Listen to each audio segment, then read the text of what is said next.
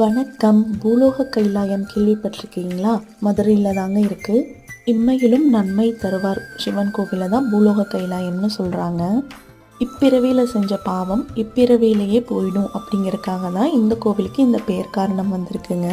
கிழக்கு நோக்கி இருக்கிற லிங்கத்துக்குங்க சிவனும் பார்வதியும் மேற்கு நோக்கி பூஜை செய்யுமாறு இந்த கோவிலோட அமைப்பு இருக்குங்க. திருமணம் முடிஞ்சதுக்கு அப்புறமுங்க மீனாட்சியும் சிவனும் இங்க இருக்க லிங்கத்தை பிரதிஷ்டை செய்து பூஜை செஞ்சதுக்கு அப்புறம் தான் மன்னராக முடிசூட்டியிருக்காங்க.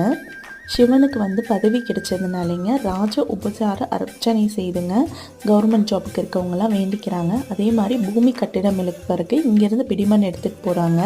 ஏன்னா இது பஞ்சபூதத்தில் பூமி ஸ்தலம்னு சொல்கிறாங்க.